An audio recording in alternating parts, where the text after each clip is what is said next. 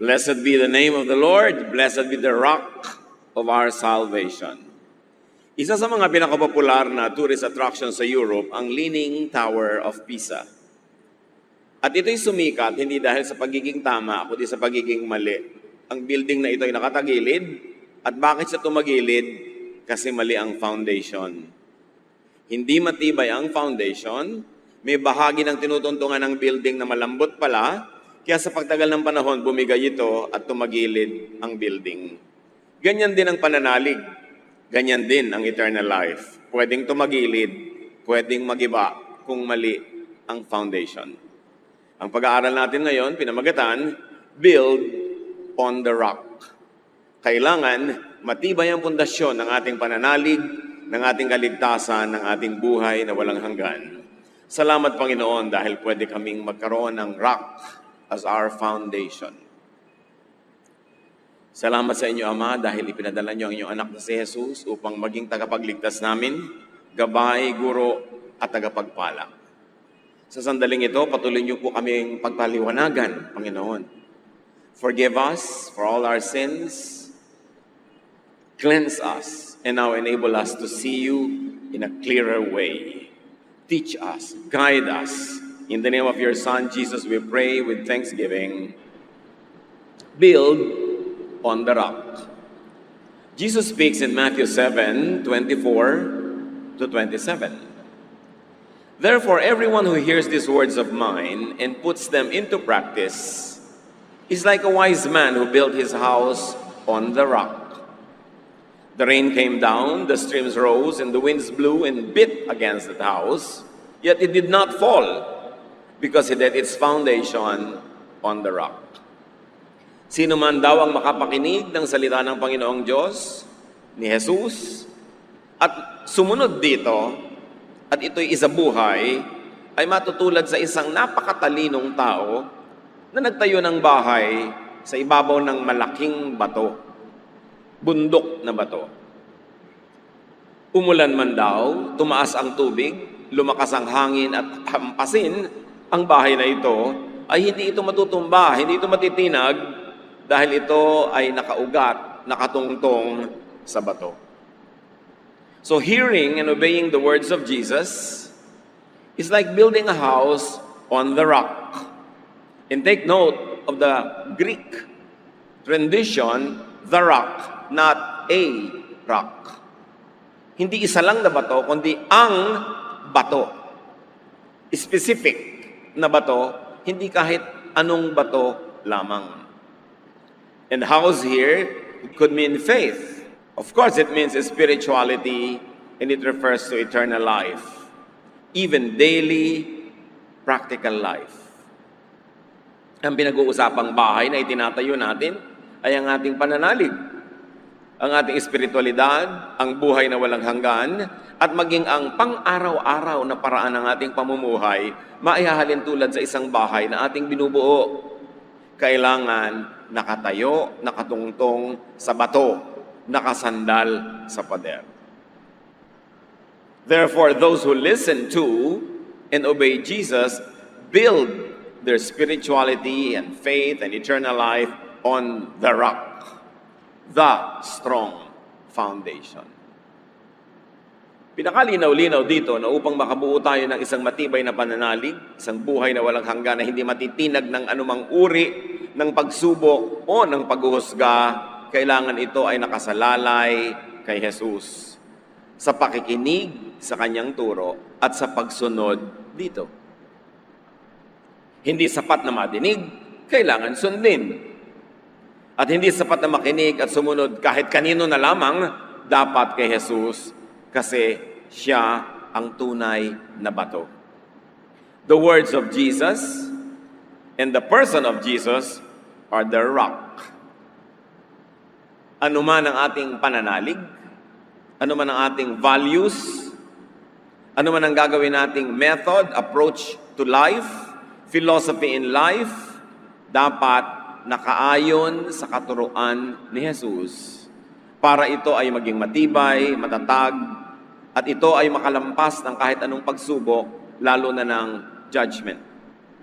1 Corinthians 10:3-4, They all ate the same spiritual food and drank the same spiritual drink, for they drank from the spiritual rock that accompanied them, and that rock was Christ. Here, Paul is very clear about who the rock was and who the rock is. None other than Christ.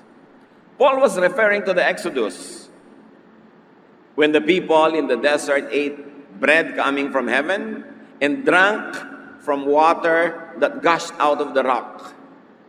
Symbolically, metaphorically, and practically, Paul was saying that rock was Christ. The life of the people of the Exodus, the life of the people then and now, all depend on this rock. And Paul is clear in identifying who the rock was. The rock was Christ. Those that build their faith and spirituality based on Jesus and His teachings build on the strong foundation. Ang tanong ay, may iba pa bang rock? Maraming itinuturing ang mga tao na kanilang rock.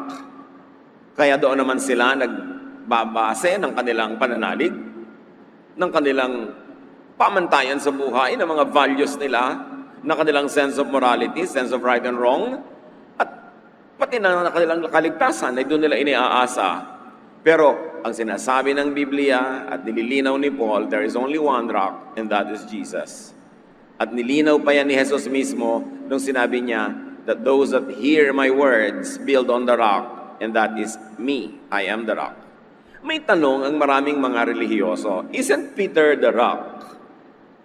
Isn't Peter the disciple, the apostle, the foundation of the church? Dahil sa sinabi ni Jesus sa Matthew 16:18 to 19. Sabi niya kay Pedro, dahil kausap niya, and I tell you that you are Peter, and on this rock I will build my church. And the gates of Hades or hell will not overcome it. Napakaraming naging misreading ng verse na ito. Ang pinagmulan nito ay yung kwento na isang araw na nagdatingan ng mga disipulo ng Panginoon mula sa pagmimisyon kung saan-saan, ay tinanong sila ni Lord. Sabi ni Jesus, ano ba ang sabi ng mga tao kung sino ako? At sabi nila, well, sabi ng iba, si John the Baptist ka raw. Sabi ng iba, kayo daw ay si Jeremiah or one of the prophets. At sabi ni Jesus, kayo, anong sabi niyo kung sino ako? Ikaw, Pedro, na ang pangalan niya talaga ay Simon or Cephas. Sabi niya, Pedro, anong sabi mo sa mga tao kung sino ako? At sabi ni Pedro, I told them that you are the Son of God, the Messiah. At ito ang sinabi naman ni Lord. Blessed are you, Simon, because I never told you this. No human being told you this. It is the Father in heaven that must have told you this. At yan itinuloy niya. And I tell you, if I am the Christ, and you are Peter. And on this rock I will build my church, and the gates of Hades will not overcome it. And the reading in English confuses many people because they think that the rock and Peter were one and the same. And there is a play of words here na dapat himayin. Yung Matthew 16:18 to 19, if we're going to read it in Greek, especially the nouns, sabi ni Lord kay Peter, I tell you that you are Peter. It's a new given name. In Greek, it was Petros, a male, a masculine noun, meaning a small rock. Kaya nung sinabi ni Pedro kay Jesus, I told them that you are the Christ. Sinabi naman ni Jesus, and I tell you, you are Petros. Ito na ang bago mong pangalan, small rock. You are Petros. And on this, the rock. In Greek, it is the article the, very definite. And I tell you that in this, the rock, or the Petra, a feminine noun, meaning a boulder, a big rock, I will build my church, and the gates of Hades will not overcome it. So the Petra on which the church would be built is not the Petros, the new name of Peter. Read it in Greek and it will be very clear. Ang English kasi can be very confusing. As they say, all translations are bastards. Kasi sa English nga, yung love, one word lang. Sa Greek, may phileo, may agape, may eros, maraming loves. Pero sa English, isang love lang yun. Halimbawa, sa English, isa lang ang rice. Sa atin, hindi lang. Marami. May wagwag, may intan, may sari-saring mga rice. Di ba? So, Sa atin, ang word lang natin sa snow, yung snow. Pero sa mga Eskimo, there are more than hundreds of words for snow. Kasi ang daming uri ng snow na kilala nila dahil yun ang kasama nila sa buhay araw-araw. But this Petros and Petra must never be confused. Sabi ni Lord, "And I tell you, Peter, you are now called Petros, a small rock. And on this Petra, the big rock, I will build my church." Peter, the small rock, is made distinct from Petra, the big rock or boulder, by the masculine and the feminine forms of the nouns. Dalawang topic ang pinag-uusapan sa you are Peter and on this rock. You are Petros and on this Petra. The definite article, the, used with the Petra, the rock. Yung kay Peter, rock lang, or small rock, walang the. Magkabukod talaga yon.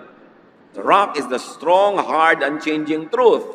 Rock is not Peter, because he is not the truth. Jesus is the truth. Jesus is the rock. At hindi na subject to interpretation ang 1 Corinthians na sinabi ni Paul, the rock was Christ. Sinabi kay Peter ni Lord, on this rock, ano yon? On this truth, on this power that I am the Messiah, the Son of the living God, the church will be founded and built. Appreciate natin yung exchange of ideas ng kwento. Sabi ni Lord, anong sabi niyo kung sino ako? Puro mali ang mga akala ng tao kung sino ako. Sabi ni Peter, ang sabi ko po, kayo ang Mesiyas. Kayo ang anak ng Diyos. At sabi naman ni Lord, aba, kung gano'n na ako ang Mesiyas, ako ang anak ng Diyos, ikaw ngayon tinatawag kong Pedro, small rock. And on this rock, balik sa usapan, on who I am, on the fact that I am the Messiah, I am the Son of God, on this rock, I will build my church. Magkakaroon ng church dahil ako ang anak ng Diyos. Magkakaroon ng church dahil ako ang Mesiyas. Paano naman magkakaroon ng church founded on Peter na isang, well, kailangan natin siyang irespeto, marami ang kanyang serbisyo sa church, pero hindi siya ang anak ng Diyos at hindi siya ang tagapagligtas, hindi siya ang namatay sa krus, hindi siya ang nabuhay na muli. Paano naman ipapatong sa kanyang iglesia? Paano naman siya ang magiging foundation ng church? All common sense tells you that it cannot be. And the subject of the paragraph was who Jesus was. And when Peter identified him correctly as the Son of God, the Messiah, sabi ni Lord, yes, on that truth, on that rock truth that I am the Messiah, that I am the Son of God, the church will be founded. Magkakaroon ng kaligtasan, magkakaroon ng iglesia dahil totoo na ako ang anak ng Diyos at ako ang Mesiyas. The church won't and couldn't be founded on Peter, a mere man. 1 Corinthians 10:3-4 is very clear. That rock was Christ. Meron kasi kumisang bansag na Peter the rock. Yes, Peter, a small rock, Petros. Pero hindi siya yung Peter the rock, Petra, on which the church will be built. Sa katotohanan niya yan, o sa kabulaanan niyan, napakaraming magkakahiwalay ng landas. Dahil napakarami na mananalig na si Pedro ang tungtungan ng iglesia. That he founded an institution and that it is only the only ark of safety and salvation according to its own internal teachings. But that is not how to read the Petros and the Petra of Scripture.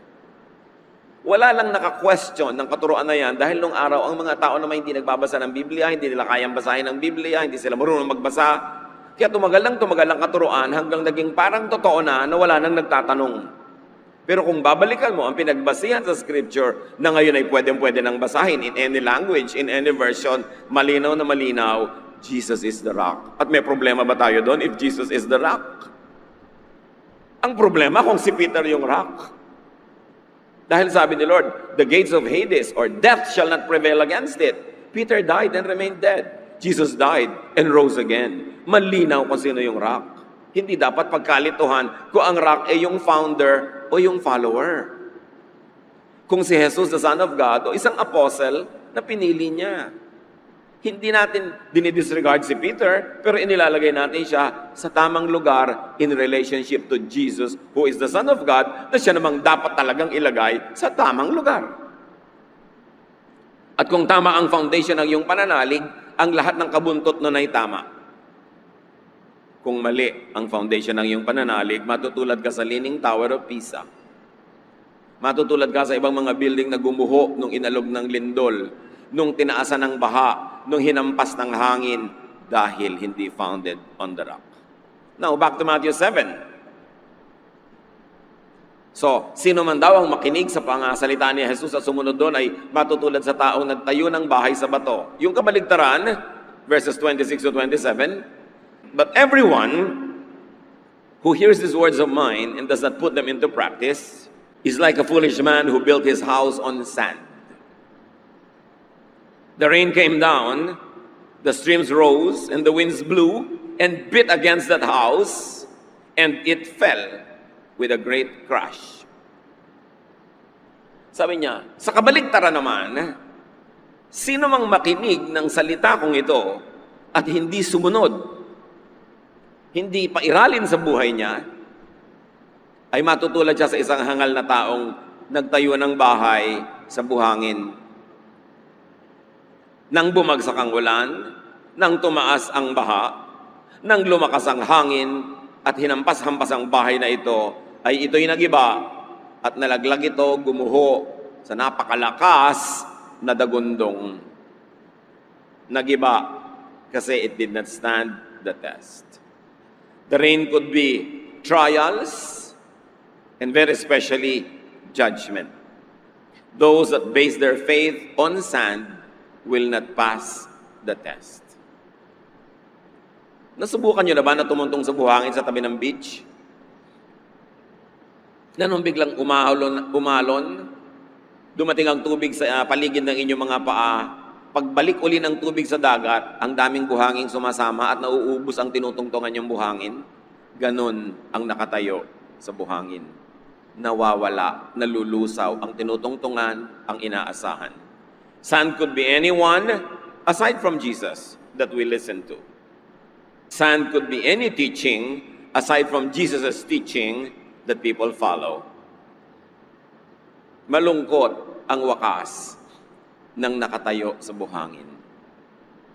Yung Leaning Tower of Pisa, nagagandahan lang ng mga raming tao kasi kakaiba, pero ang worry nila lagi, pwede na siyang gumuho any moment. Hindi kasi nakatapak sa matibay na pundasyon. Building lang yon, non-living thing. Paano ang iyong espiritu? Paano ang iyong kaluluwa kung hindi ka nakatapak sa bato? Paano ang iyong pangaraw-araw na buhay, ang iyong mga value system? Paano ang mga desisyon mong ginagawa kung hindi nakatungtong sa turo ni Jesus? Paminsan-minsan nakakasurvive, pero madalas hindi. Alat tsamba. Pero ang nakatungtong sa bato, sabi ni Jesus, kailanman hindi matitinag. Kaya mahalagang unawain kung sino ang batong ito. A house, faith, spirituality, or eternal life based on someone or something else will fall with a great crash. Kaya malinaw na sinabi ng Panginoong Jesus sa John 14:6, I am the way, the truth, and the life. Parang the rock. No one comes to the Father except through me. Pwede kaya na si Jesus ang the way, the truth, the life, tapos iba yung rock, hindi siya? Magiging very inconsistent yan. Dalawa na pala ang pwedeng daanan. Isa lang. Si Jesus lang.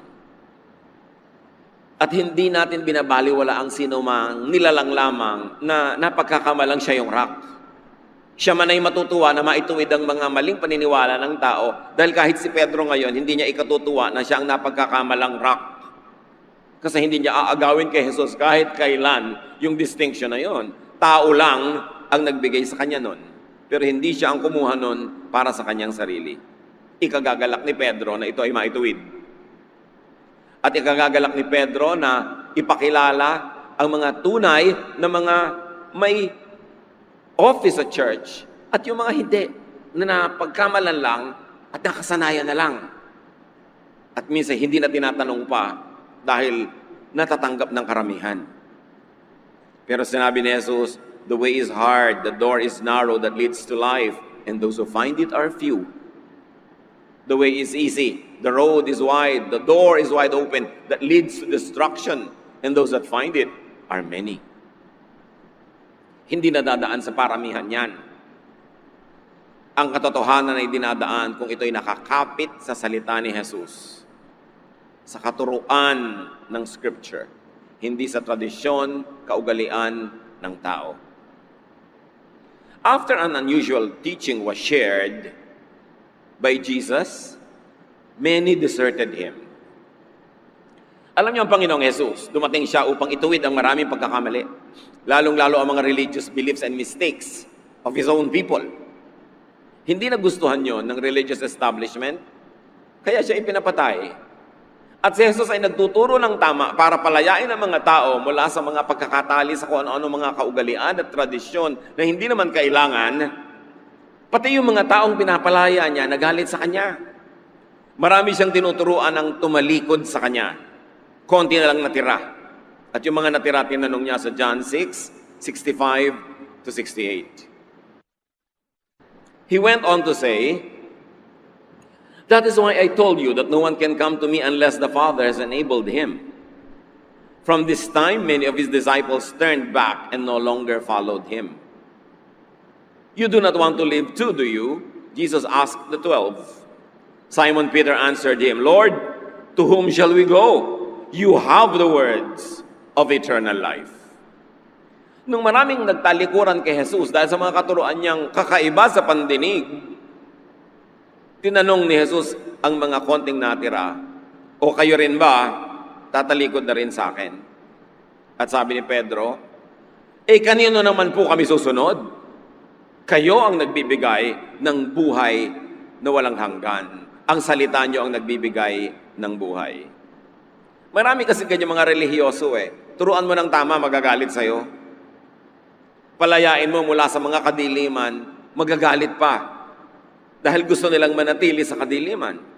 Pero sabi ni Lord, kaya kaya sinabi ko sa inyo, liban na lang kayo pagkalooban ng Ama sa langit ng grasya, hindi nyo talaga maiintindihan.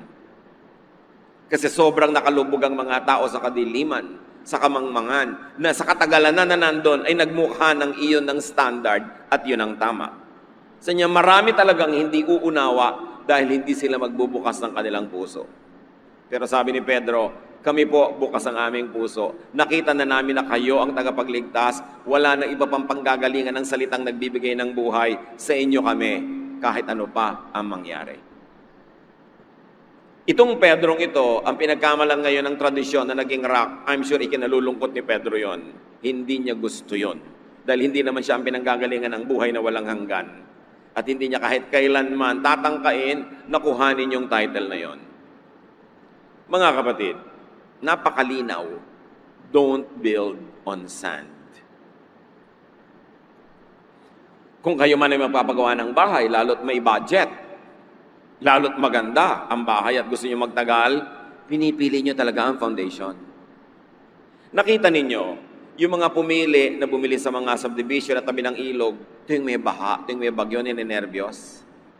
Kasi nandun ang foundation ng bahay nila Yung mga naman pinili, kahit hindi sila conscious na nung napili nila, nandun pala sila sa mga bato, sa mga burol, tuwang-tuwa sila sa naging choice nila, dahil ngayon tuwing may baha, tuwing may bagyo, hindi sila gaanong nangangamba, hindi tulad ng mga nasa tabing ilog, hindi mga nasa gilid ng bundok na pag 3 araw ng umuulan, lumalambot na yung lupa, pwede mag-landslide na at matabunan sila. Talagang location, location, location.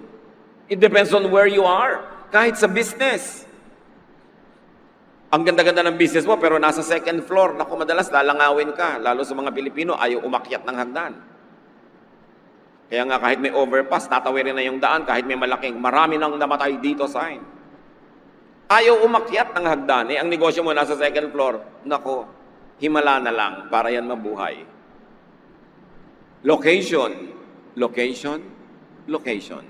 Nakakita na ba kayo ng mga bahay na mas mababa kaysa sa kalsada? Merong nawala ng preno, sa silong nila nagtuloy. Location. Bahay lang yon. Ang kaluluwan nyo, ang kaligtasan nyo, saan nakalagay? Pag dumating ang araw ng paghuhukom, will you pass the test? Will you be with the majority? Sabi ni Lord, the road is narrow, the door is narrow, the road is difficult that leads to life. Those that find it are few. There is no security in the majority when it comes to spiritual correctness. Sinabi na sa scripture na napakaraming maliligaw. Identify who and what is sand in your life. Ano ang pinagbumulan ng maling turo? Ano ang pinagbumulan ng hindi naman mukhang maling turo dahil mukha namang tama, pero pagdating ng araw, lalabas din palang mali. Sabi sa Hosea 4:6, "My people are destroyed for lack of knowledge." Dahil sa kakulangan ng kaalaman, dahil sa kamangmangan, ang mga tao ay mabubulid, maliligaw, masisira. So don't build on just any small rock. Build to last. Nakikita niyo yung mga ginawa ng mga ninuno natin, mga bahay na bato? Mga nakatayo pa hanggang ngayon. They built to last. Pero meron naman ang giliit lang ng mga pundasyon, halos wala, ang dali-daling magiba. Paul said in 1 Corinthians 3:10-15, "God was kind and let me become an expert builder." And he is not talking about a building, but talking about the church, about the spirituality of people. "I laid a foundation on which others have built. But we must each be careful how we build, because Christ is the only church foundation." Christ is the only foundation. Whatever we build on that foundation will be tested by fire on the day of judgment. Sabi niya, napakabait sa akin ng Diyos. Tinuruan niya akong gumawa ng tama. To the point that I can call myself an expert builder, spiritually speaking. At dahil sa napakatibay na ginawa kong pundasyon, kasi siya nagturo ng salvation sa mga Gentiles, nakagawa ako ng pundasyon na pwedeng tungtungan ng gagawaan ng iba at matibay ang gagawin nila kasi ginawa ko matibay ang foundation na yon. At bakit matibay ang foundation ko? Kasi ang foundation ko, si Jesus mismo. Wala akong ibang ginawang foundation. Si Jesus. Hindi ko ginawang foundation ang tradisyon. Hindi ko ginawang foundation yung law, yung old order, but the new teachings of Jesus. That's why in its newness, the church reached to the Gentiles. Otherwise, it would have not reached the Gentiles kasi yung old order, pang Jews lang. Maraming hinarap si Paul ng mga pasakit, persecution, dahil ang itinuro niya, bago sa tenga ng mga nakinig. Tulad din ang itinuro ni Jesus na bago sa tenga ng mga nakinig. Pero alam niyo ba na ang tunay na paglagong espiritual ay nasa patuloy na pagbabago, not in conservatism. Alam niyo mga conservatives, ayaw nila magbago ng isip. Yung nakalakihan nila, yun na. Kung ano yung nakasanayan nila, yun na. Pero we change from glory to glory to glory. And you cannot change unless you destroy the old. You cannot build a new one unless you destroy the old. And there should be no sentimentality or romanticism in the destruction of the old. Because we continue to grow and evolve in our spirituality. And we grow from glory to glory. But the foundation is the never-changing fact that Jesus is the rock. Exodus times pa lang, hanggang panahon nila Paul, hanggang ngayon, siya pa rin yung rock. At sabi ni Paul, whatever we build on this foundation will be tested on the day of judgment. Lahat tayo mga kapatid, kasama sa pagbuo ng spiritual house, the church. Ang foundation si Jesus. Bawat miyembro ng church naglalagay ng isang bato, isang brick, isang part. Lahat tayo kasi bumubuo nung body of Christ. Pero sabi ni Pablo, alam nyo, yung mga pinaglalagay nyo dyan, itetest siya ng panahon. Kumakanta ka, yung kanta mo, itetest siya ng panahon. Nagtuturo ka ng Bible class, itetest ng panahon. Naglilingkod ka, nagdodonate ka, may ginagawa ka, susubukin niya ng panahon. At ang susubukin, ano yon? Nagbunga ba yan ng kaligtasan ng iba? Nagbunga ba yan ng paglago ng mga naligtas na? Talaga bang may bunga o wala? Kasi, sabi sa ni Jesus, you must bear fruits, fruits that remain. Kaya dapat quality. Kakanta ka, malinaw ba yung letra o parang nilalamon mo ang mga letrang parang kang umaatungal na binabangungot? Kasi kung hindi nila naintindihan, hindi tatalab sa espiritu, walang mababagong ugali, walang maliligtas, walang i-improve na area of salvation, therefore walang bunga. Time will test the fruit of your work. Nag-preach ka, nag-Bible study ka, nalinawan ba yung leksyon? Yung linaw na nagkaroon ng pagbabago yung espiritu. Kasi yung espiritu ang eternal eh. Nagkaroon ng improvement. Nalapit ba ng nalapit sa original na image ni Jesus? Yung taong nakinig sa iyo dahil sa linaw ng iyong pagtuturo. Sa bait na ipinakita mo, buti na ituro mo ba ang kabutihan ni Jesus? Sa kagandahang loob mo, sa excellence ng iyong pagtatype, sa excellence sa paggawa mo ng poster o ng dekorasyon na elevate ba yung espiritu ng mga tao para makita nila yung kagandahan ng Diyos? That they are transported from their mundane daily existence to a higher level of spirituality because of your art or your science or your craft. Time will test your work. Okay, nagbigay ka ng donation, pero saan? Kanino? Yung bang ibinigay mo na yon nagkaroon ng bungang kaluluwang naligtas? O mga naligtas na naturuan, umasenso, o mga nagugutom na napakain, kailangan may bunga. Sabi ni Paul sa pagpapatuloy, then, everyone will find out if we have used gold, silver, and precious stones, or wood, hay, and straw. We will be rewarded if our building is left standing. But if it is destroyed by the fire, we will lose everything. Yet we ourselves will be saved, like someone escaping from the flames.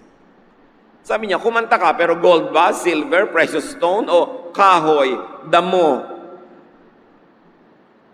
Nagbigay ka, pero mahalaga ba sa'yo? O mga tira-tirahan mo lang ang ibinigay mo? Nagbigay ka ng talent, pero yung best ba? O yung pwede na yan? Sabi niya, alam niyo, i-expose siya ng panahon. Kasi lahat ng ginawa mo, dadaan sa apoy. At lahat ng matutupok, baliwala, hindi madadala sa kabilang buhay. Yun lang hindi matutupok because of its quality. Ang madadala mo, crowns of life, crowns of glory in eternity.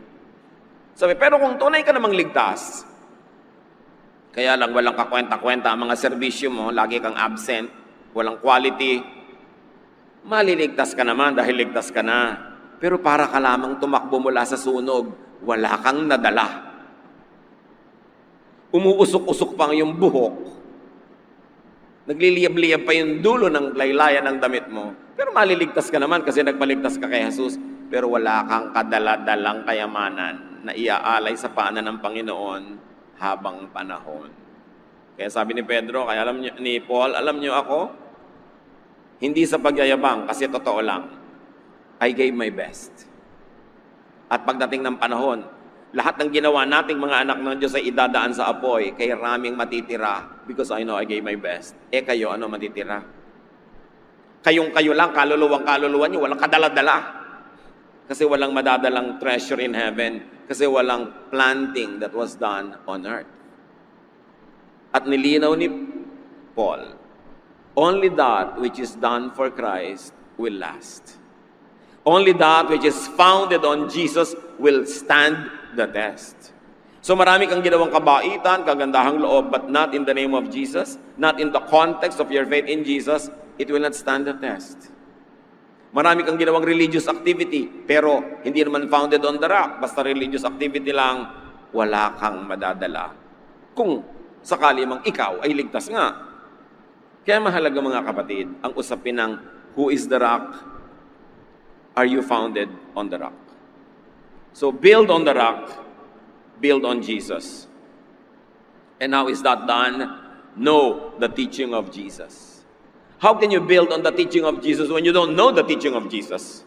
Search for the teachings of Jesus, review and refine the teachings of Jesus.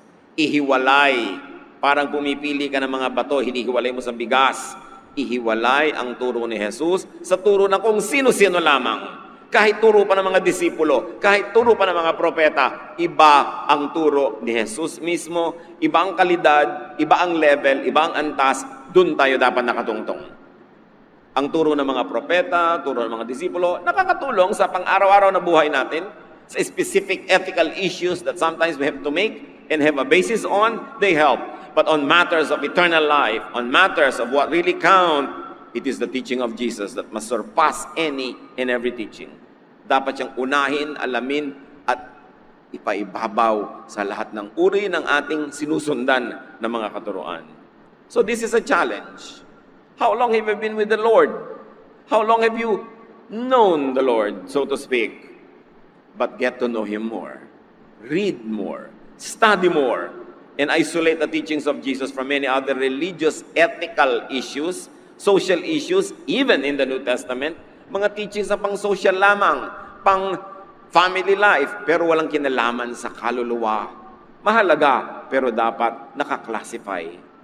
Never confuse the value of the teachings of Jesus with the value of the teachings of everyone else. Because Jesus is the rock. Get founded on the rock and rise to great glory when Jesus returns. Kailangan lahat ng ginagawa natin sa buhay will pass the test. And only that what is done for Christ will last. Mga kapatid, tayo manalangin. Salamat Panginoon dahil ang linaw-linaw kung sino yung bato. Turuan niyo po kami, Panginoon, na gawing praktikal ang application nito. Kailangang maging kasangkapan mo rin kami sa pagkakalat ng katotohanan kung sino ang bato. Maging kasangkapan mo kami, Panginoon, sa aming mga kamag-anak, kaibigan, kakilala, katrabaho, kaklase, para maipakilala namin sila sa tunay na bato at maipakilala namin ang tunay na bato sa kanila. Teach us, Lord, to have compassion for lost souls, to be diplomatic, to be suave, and to be kind when we share the truth. Pero nawa, Panginoon, yung commitment namin sa iyong katotohanan will always be like fire burning in our hearts.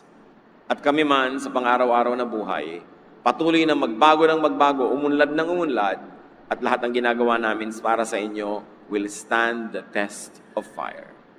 Pagbulay-bulayan natin, mga kapatid, ang lahat ng practical implications sa buhay natin that Jesus is the only, the real rock of salvation and eternal life. Lord, as your people sit still before you, reveal, teach, heal. Father, we ask in the